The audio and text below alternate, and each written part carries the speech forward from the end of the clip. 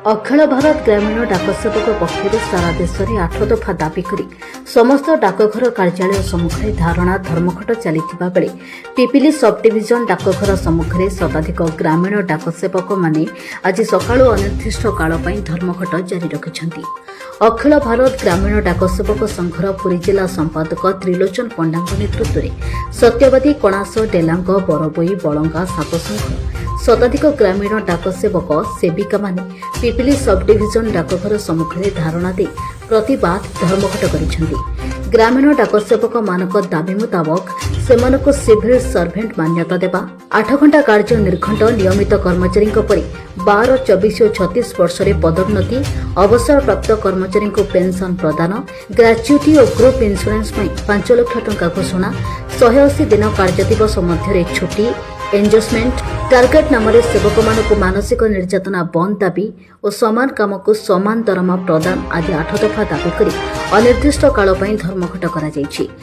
जेपर्यंत केंद्र सरकार ग्रामीण डाक सेवक मानक दाबी पूरण करना से पर्यंत धर्मघट जारी रहिबो बोली संपादक श्री पंडा कहिसेंति। आज आंदोलन माने डिपार्टमेंट दीर्घ 170 वर्ष है पोस्टाल डिपार्टमेंट को जीडीएस माने सर्वप्रथम डिपार्टमेंट सहित ओतप्रोत भाव जड़ित एवं ये 170 वर्ष भितर जीडीएस माने ए पर्यंत 40-45 वर्ष चाकरी कला रिटायर कला 2 टंका पेंशन नहीं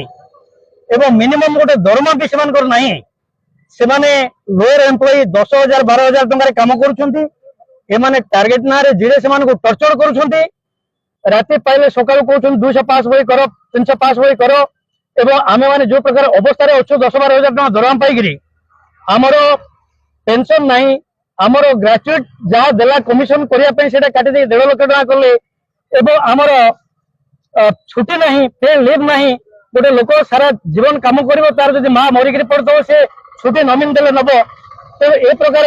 विभिन्न प्रकार असंगति सरकार कर चलती जो आम भारत वर्षर 75 भाग लोक डाक सेवा जोगाऊ से 75 भाग डाक सेवा जोगे आम बैकबोन डिपार्टमेंट खाद्य आम डिपार्टमेंट को जोगुचु कौ सीपीएम जी कौ डीजी बर्तमान केतटा पास बही करती कि सी आरपीएल खोलती आईपीपी करती एमआईएस करती जोटा आम सब करूँ एवं सी आमको एवं प्रचारित अवस्था रखिंट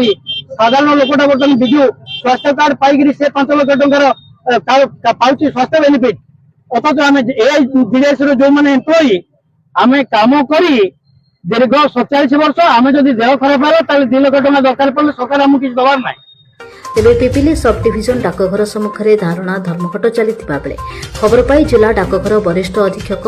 रतन जैन वरिष्ठ अधिकारी भवानी शंकर मिश्र घटनास्थल में पहुंची आंदोलनकारी आलोचना करते आलोचना विफल होबारु अधीक्षक रतन जैन उपस्थित पुलिस को लाठीचार्ज पर धमक दे आंदोलनकारी महिला पुरुषों नाम अभियोग करेंगे बोली धमक देते हेले अभियोग को भूक्षेप नक अनिर्दिष्ट काल आंदोलनकारी धर्मघट जारी रखिबे बोली जिला संपादक त्रिलोचन पंडा कहिसेंति। कार्यक्रम में अखिल भारत ग्रामीण डाक सेवक पिपिली सभापति कविचंद्र पाढ़ी समस्त डाक सेवक माने सामिल होइथिले। हमर जो दाबी होई प्रथम है हमको 8 घंटा ड्यूटी दिया जाऊ पेंशन दिया जाऊ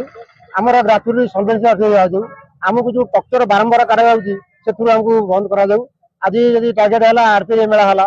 कल आरडी मेला कल एस मेला रात फोन कर तुम सकाल आरडी दियो रात फोन कर तुम सकाल एसपी दियो तो एमती कर आमको बारंबार डाकुची आरपीए मेला कर 50 किलोमीटर 60 मीटर जीवु पारिश्रमिक आमको जी सकाल जीवु पुणी कम बंद कर दीबू आसिले भी कम करूँ किसी ना आमको सदा राति पाइले खाली टक्चर कर धमक दूसरी पुटअप करूँ विभिन्न प्रकार धमक दे आमको कम कर चलती सारा जीवन आम किसी ना जदि गोटे आम रिटायर कर भल मंद आम किसी ना